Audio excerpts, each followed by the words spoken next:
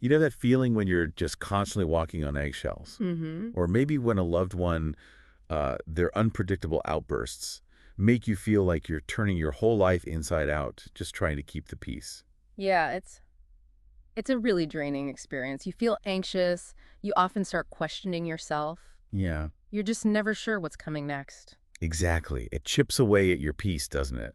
Your self-worth, even your health sometimes. It really does. And that's really our mission today. We're doing a deep dive into how you can manage that impact, specifically focusing on your experience when, you know, a partner's anger feels out of control. Think of this as a shortcut, maybe, to some powerful insights and practical strategies, things that can genuinely make a difference. And we're grounding this in some solid work. Yes, we're drawing directly from Dr. W. Robert Nay's really profound book, Overcoming Anger in Your Relationship. It's basically a guide for people living with an angry partner. Helping you spot the impacts, even the subtle ones. Right, and crucially, helping you craft firm boundaries. Deciding what behavior is actually acceptable to you.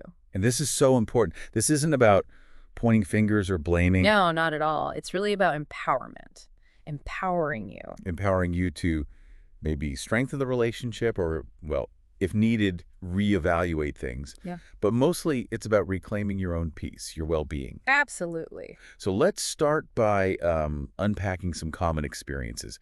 Because if you've lived this, you know how damaging it can be. Yeah, let's make it real. Okay, imagine someone, let's call her Sarah, her partner Jeff, gets loudly critical, impatient, distant whenever he says he's stressed out. So she's always wondering what to expect. Every little interaction feels like a potential landmine. Right. She even told friends she felt like she was turning her life inside out, just trying to manage his mood, make sure he wouldn't get upset. Or think about John. He was dealing with his partner Nancy's cold anger, that silent treatment kind of thing. Stuff. Yeah, he felt hurt, sometimes just outraged. She'd treat him like a stranger, shut down communication, leave him guessing what he'd supposedly done wrong. It's never explained. That kind of withheld anger, it's so confusing, isn't it?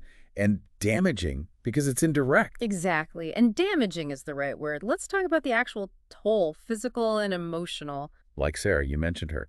She started getting tension headaches. So often, her doctor actually prescribed meds to calm her nerves. Wow. See, it's not just unpleasantness. This constant exposure, it shows up physically, real discomfort, and emotionally, of course, deep hurt, self-doubt. You might even start blaming yourself, right? Even when you know better deep down. That's the insidious cycle of blame kicking in. You hear those excuses. Oh, yeah. Like, if you would just stop nagging me, I wouldn't get so upset. Or you're just overreacting again. Get over it. Ugh. It's basically gaslighting, isn't it? It is. And they're so tricky because, in your heart, their anger is way out of proportion, But you start to wonder, maybe if I did nag a little less, or maybe if I was just more confident, could I fix this? Exactly. It's this powerful, almost invisible trick that makes you question your own reality, even when somewhere inside you know the problem isn't yours to solve. But okay, there's hope here. There's a path forward. Yes, Yeah. absolutely. And Dr. Nay introduces this really powerful 5-step framework. It's easy to remember, like the first 5 letters of the alphabet. A through E. A to E, okay. These steps guide you. They guide you toward a new way of communicating, a new way of interacting in the relationship. All right, let's unpack this, starting with A. That's for assessing your relationship. Yeah. For someone feeling totally overwhelmed, what's the first practical thing they do? It's really about taking a clear snapshot right now. How do you currently respond when your partner expresses anger in ways that feel unwelcome or hurtful? So focusing on my reaction first. Exactly. That first step is essential. It helps you decide if you need new approaches. And importantly, this works whether your partner is on board for change or not. It puts the focus powerfully on what you can actually control, your actions, your responses. And that clarity, that assessment, leads right into B, setting new boundaries. Yes. This is crucial because, look, even if your partner resists or questions why you're doing this, Which they might. they probably will. But you are still in control of your own actions and reactions. So this step involves clearly defining what angry behaviors are acceptable to you personally and which ones just aren't anymore. Okay, defining the line. Exactly. And for some people, this might involve recognizing a pattern that psychologists sometimes call codependency. Right, that's not just about being helpful, is it? No, it's more when your own identity, your well-being gets so tangled up in managing your partner's moods. That you lose sight of your own needs. Precisely. You start feeling solely responsible for their happiness or their anger. Like making excuses for them when they blow up at a party. Yeah, or like the example in the book, giving in to angry threats and avoiding your own family at Christmas because your partner doesn't like them. You're changing your actions to avoid their anger, Hmm. and your needs just get bulldozed. That's it. Your needs get lost. Okay, so next is C. Changing your cognitions. Cognitions. Our thoughts. Our thoughts, exactly. And this is where it gets really, really interesting because it draws heavily from cognitive behavioral therapy, CBT. Okay. Think of it like this. Your thoughts about the situation, about yourself, about your partner, they aren't just reactions. They're like these invisible architects shaping your whole emotional experience of their anger. So if you can identify and like rebuild those thought patterns, Yeah. you actually change how their anger affects you. That's the power of it. You fundamentally shift your position in the dynamic, even if your partner doesn't change one bit initially. Wow, that's a huge insight. It is. You get tools to challenge that negative self-talk, replace it, and guide yourself towards your own relationship goals. It makes you feel fundamentally different, more empowered. Okay, A, B, C, what's E? E is for expressing yourself effectively. And this step, it implicitly includes something the book covers called denying rewards. Denying rewards, meaning not letting the anger work for them. Exactly. So ease is about learning to communicate your needs clearly, calmly, assertively. No more withholding opinions or avoiding tough conversations just to keep the peace. Learning to be assertive. Right. And realizing good communication means both people have to listen, not just talk. So this step involves practical ways to diffuse anger, to resolve differences collaboratively. And making sure your partner doesn't get any positive outcome from raising their voice or name-calling or making demands. Precisely. You communicate through your calm actions and firm boundaries that your needs matter just as much, and that angry intimidation just won't work anymore. You won't give in. Okay, we've talked about the psychological shifts, the behavioral changes with ABCE, but we touched on this earlier. Anger isn't just mental, it hits you physically too. It absolutely does. It's crucial we acknowledge that constant tension, that unpredictability. It does things to your body. So what does that look like? Well, for many people, just anticipating an angry outburst triggers very real physical symptoms. You know, a queasy stomach, maybe your neck and jaw muscles get super tight. Pounding heart. Pounding heart, heavy breathing, yeah. It's your body gearing up for stress. It's that classic fight or flight response kicking in. Your heart rate goes up, blood pressure, muscles tense. Ready for battle, even if the battle is just verbal. Exactly. And often, without realizing it, we develop these unhelpful responses that actually, well, they fuel the whole cycle. Dr. Ney highlights several of these. Okay, let's break those down. First, there's what he calls redirecting or rescheduling.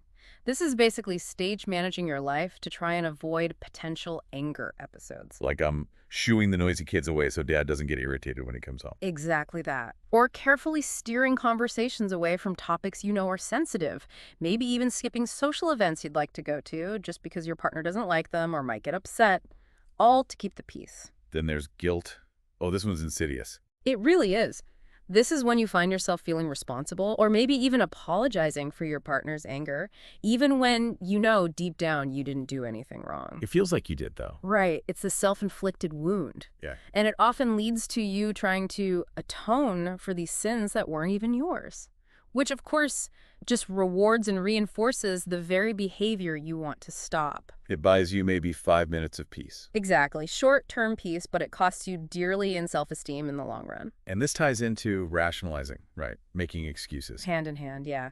Rationalizing is that thinking trick we play on ourselves, convincing ourselves to excuse the anger, make it seem acceptable, even when we know it's out of line. Like, oh, she's just so stressed at work. Or he has a good reason to be mad, you know, his boss, or even, well, she's just a hot-blooded person. That's just her personality. You normalize the unacceptable. You do, which can then lead to apologizing or atoning. This is where you actively try to appease your partner by saying sorry, even when you weren't wrong, just to make the anger stop. We're not saying apologies aren't important in general. No, absolutely not. Appropriate apologies are vital in healthy relationships. But using apologies simply to placate inappropriate anger, that only offers that temporary peace again at the expense of your self-worth. It sets you up for more trouble later. Okay, one more unhelpful response. Passive aggression or withdrawal. The hidden battle, you called it. Yeah, like Nancy punishing John with silence. Or maybe someone like Ron in the book who withdraws to the basement, refuses to talk. withholding attention, forcing the other person to guess what's wrong. The cold anger. Right. It punishes, definitely, but it rarely solves anything. It's this indirect way of expressing anger, often learned way back in childhood. And for the person on the receiving end, it's like being in a silent war. The weapon is absence, and you're just left guessing the rules. Just so confused. You might not even be sure if they're angry because they won't say it. Just distance. Exactly. You're left in this fog of uncertainty. Okay, so knowing all these pitfalls, these unhelpful responses, how do we actually start setting and, more importantly, upholding those boundaries we talked about in real life? Well, Dr. Ney is very clear. A boundary needs two precise parts. First, the specific unacceptable actions, what they say, what they do. Second, the desirable alternatives. So it's not just stop being angry. No, you can't control their feelings. But you can focus your efforts on your own behavior, your own actions, and how you choose to engage or disengage based on their actions. Right. So instead of vaguely saying, speak to me respectfully, you get specific. Exactly. A specific boundary would sound like, it is no longer acceptable to me for you to call me names or tell me my feelings are silly or criticize me in front of the children. Concrete, measurable, actionable. Precisely. And we see this with the examples in the book. Like Josh, remember him? His wife, Kathy, would come home from work just bristling, loud, hostile, demanding. And he felt his security was threatened. Yeah, she'd get right in his face, sometimes even block him from leaving the room. He needed to understand why he kept giving in and figure out how to feel more in control when she acted like that. Setting specific boundaries was key for him. And Jenny, too. She needed to tell her partner James that his aggressive, hostile behavior wasn't okay, even if he was just venting about some poor clerk who he thought was incompetent. Right. And for Jenny, just deciding on those new specific boundaries, it immediately made her feel more in control, more assured, like she finally had a script, a plan. But just saying the boundary isn't enough, is it? You mentioned resistance. Oh, definitely expect resistance. You're changing the rules of the dance, disrupting an established pattern. They likely won't like it at first. So what did Jenny do? She had a plan for reinforcing them. She used a technique sometimes called the broken record tactic. Repeating the boundary calmly. Calmly, firmly, repeatedly. When James reacted defensively, she'd just say something like, "While you certainly have a right to yell, I have a right to peace and calm. If you can't honor that right now, we can't be together in this moment." It's about modeling the behavior you expect, right? And refusing to engage when they cross the line. Exactly. Jenny stayed the course. She learned that behavior change is gradual, it has ups and downs, but by her modeling calm, respectful communication herself and refusing to engage with the unacceptable stuff, she reinforced his attempts, however small, at new, acceptable ways of expressing frustration. Takes incredible patience, I imagine, and resolve. It absolutely does. Now, let's leap back to see changing your cognitions. We need to dive a bit deeper into challenging those unhelpful thought patterns. Because those thoughts can keep us stuck in that cycle of giving in. Exactly. We see this with Adrian and his fiancée, Lakeisha. He'd placate her, try to smooth things over when she got angry, and it seemed to calm her down in the moment. So it felt like it was working. Right. But it reinforced his belief that she was just incapable of changing. And it inadvertently rewarded her toxic actions. It created this vicious circle. That sounds so common. And a big part of breaking that circle is spotting those cognitive distortions, right? The thinking tricks we play on ourselves. Yes. Identifying them is key. One common distortion is using self-deprecating thoughts. Like, I'm powerless here, or it must be my fault my partner gets angry. Exactly. That internal dialogue just drains your power before you even try to act. Then there's catastrophizing, imagining the absolute worst. Yeah, if I stand up to him, if I give him a hard time about this, our relationship will get so much worse. Maybe it'll even end. That kind of thinking just paralyzes you with fear, doesn't it? Makes any small step feel terrifying. It does. And another one is tunnel vision. Focusing only on the good stuff. Kind of. Yeah. Focusing on one positive aspect to the exclusion of the negative impact of the anger. Like, well, he's so great with the kids, I don't want to disrupt that. You ignore or minimize the toxic parts. So how do we fight these distortions? The goal is to actively craft rational counterbeliefs and practice new self-talk. You replace the distortions with fact-based affirmative thoughts that actually support your new boundaries. Like Pamela, the woman whose husband Jack was hostile. Yes. She bravely countered her thought, "I will be overwhelmed with a new internal mantra." Something like, "I am a strong and smart person. I have a right to stand up for what I need from Jack and from anyone else without fear." That feels so much more empowering. Doesn't it? And that shift in thinking empowers you to respond differently. Your feelings change from anxiety or fear to, well, confidence, calm determination. Pamela actually wrote her counter beliefs on cards to review every day. Like retraining your brain. Pretty much, gradually replacing those old, unhelpful thought habits until the new ones become her default, her new normal. Okay, something else that seems really important is recognizing that anger isn't just one thing. It shows up differently. It has many faces, as the book calls them. Yes, understanding these different expressions helps you know what you're actually dealing with. Let's start with hostility. This is often described as like a free-floating venom. Free-floating, meaning not directed at anyone specific. Not necessarily aimed to hurt a specific person, but it's still profoundly toxic to be around. Think of Jack again, Pamela's husband.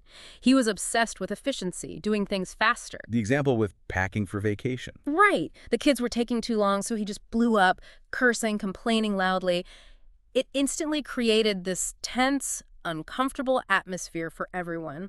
He wasn't necessarily trying to attack them, but his venting absolutely impacted them negatively. And this kind of intense venting, this hostility, it's often linked to high stress, maybe certain personality traits. Yeah, often linked to high stress, maybe type A traits like time impatience, needing to control the environment. Rita was another example, coming home furious about impossible clients, raging about her boss. And her partner, Jocelyn, felt like a hostage to these long, venomous rants. Exactly. Even if it's not directed at you, hostility places this huge psychological burden on families. It makes everyone anxious, feeling responsible somehow for the outbursts. Pamela and Jack's kids felt they had to be extra good to please Dad and avoid setting him off. That impacts their sense of safety at home. Tremendously. Okay, then there's verbal aggression. This is different. Here, the words really are intended to hurt. Intended to cause discomfort or harm. Right. A common form is sarcasm. Making fun, putting someone down, but disguising it with humor or snide remarks. And the sarcastic person often denies it, right? Oh, I was just kidding. You're too sensitive. Classic denial. But Dr. Ney nails it. Yeah. You know it when you feel it. If you feel hurt, embarrassed, demeaned, trust that feeling. It's likely sarcasm. Vince struggled with his partner Melissa's sarcasm, especially at parties after she'd been drinking. It always left him feeling small. Trust your gut reaction. Yes. Then there's negative labeling. This is just clearly abusive. Using insults, calling names. Disparaging descriptions, yeah. Demeaning a partner's qualities or behaviors. The example of Leslie and Elle constantly calling each other sloppy or incompetent, especially in front of their kids. It's just painful. And the boundary here is crystal clear. Absolutely. Any level of verbal aggression, like negative labeling, is intolerable in a healthy relationship. Full stop. Okay, moving on. And this is a serious one. Physical aggression. Yes, the most dangerous form. This is genuinely a slippery slope. It can range from things like holding someone, restraining them, blocking their path. Like Lacey felt when Sam would block her and hold her. Like a hostage. Exactly. All the way to outright hitting, shoving, pushing, like Janice experienced with Frank. And the message here cannot be stressed enough. No. If you ever feel you are in immediate physical danger, your absolute priority is safety. Protect yourself. That means leaving the situation if you can, calling 911, or contacting the National Domestic Violence Hotline. Your safety comes first. Always. Always. Okay, lastly, let's revisit passive anger or withdrawal. That hidden battle. Right, that indirect way of expressing anger, often rooted in childhood patterns, maybe learning it wasn't safe to express anger directly, so you get withdrawal, like Ron going to the basement. Or Harry refusing to commit to plans, leaving his partner hanging. Exactly. It leaves the recipient totally confused. Are they angry? Aren't they? They won't say. Like Lindsay, who found Ron's withdrawal so frustrating because he'd never admit he was mad. He'd just say he needed space. And the key insight here is, stop trying to force them to admit they're angry. You'll just go in circles. Instead, focus on demanding change in the specific objectionable behaviors. So focus on the action, not the label. Exactly. Takes our words at face value. If they say, I really don't want to talk right now, okay, don't try to be a mind reader or decode their feelings. Focus on the impact of their actions, the silence, the withdrawal, and set boundaries around that. When you withdraw like this for hours, I feel disconnected and hurt. I need us to find a way to talk about issues sooner. That makes sense. Focus on behavior, not mind reading. Okay, so you start setting boundaries, challenging thoughts, expressing yourself. But it's not always smooth sailing, right? There are roadblocks. Oh, absolutely. Expect roadblocks. Dr. Ney calls them that for a reason. When you start changing your reactions, expect your partner to try and derail you. consciously or unconsciously. It's part of the process. Okay, what are some common ones? Well, blaming is a big one. If you were a better wife, husband, partner, I wouldn't get so mad. Flipping it back onto you. Totally. Making you responsible for their anger. Yeah.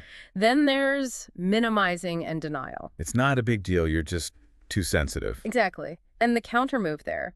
Focus relentlessly on your personal impact, your feelings, your experience. Those are your truth.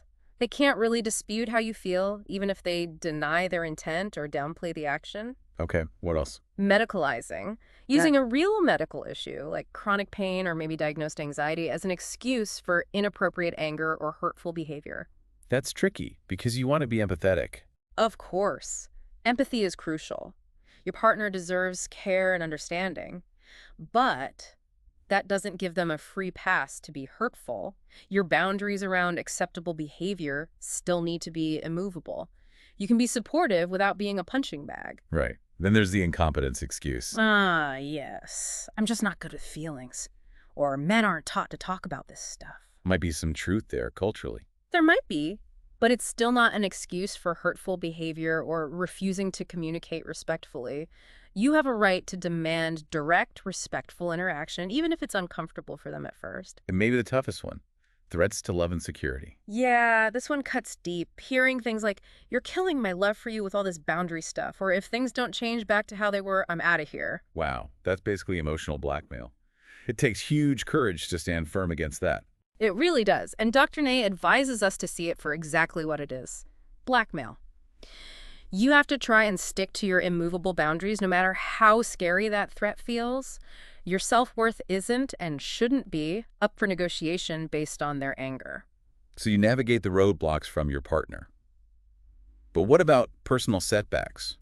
Slipping up yourself? Absolutely critical to talk about this. Personal setbacks are completely normal. They are part of learning any new skill, especially complex interpersonal ones like this. So you might find yourself falling back into old patterns, like rationalizing their anger again, or giving in. Yes, or feeling overwhelmed with guilt after you try to hold a boundary. Jenny experienced this with James. Sometimes she'd slip back.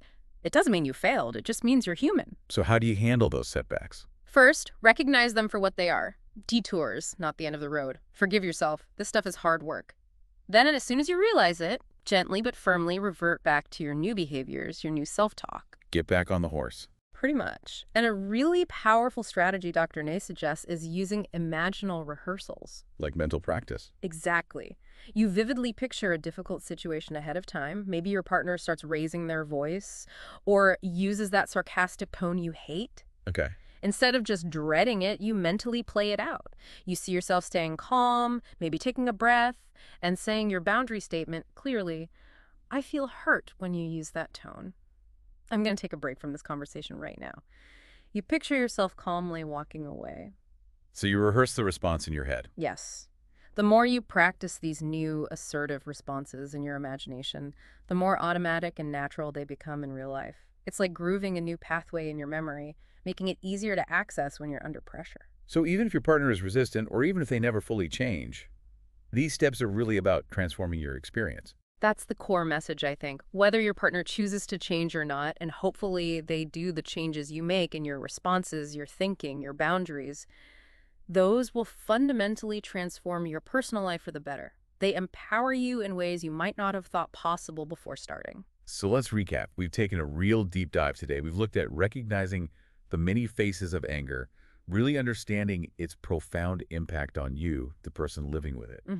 We've walked through the AE framework: assessing, setting boundaries, changing cognitions, and expressing yourself effectively while denying rewards for anger. We talked about the body's response, those unhelpful reactions like rationalizing or guilt, and crucially, how to set and uphold those specific boundaries. And navigating the roadblocks, both from your partner and those inevitable personal setbacks, using tools like rational counterthinking and imaginal rehearsal. I think the most powerful takeaway, really, is that while you absolutely cannot control your partner's actions or feelings, You have immense power. yeah, incredible power over your own reactions, your thoughts, and crucially, your boundaries. This deep dive, drawing on Dr. Ney's work, has hopefully armed you with some tangible strategies. Tools to transform your personal life for the better, regardless of whether your partner fully joins you on that journey or not. It really is about empowering yourself first. Creating the peace and respect that you deserve. Exactly. So here's a final thought to leave you with. If managing anger in a relationship is like a dance, Yeah. what new steps will you choreograph? What confident moves will you make? Not just to tiptoe around conflict, but to truly express the full rhythm of your own needs, your own worth.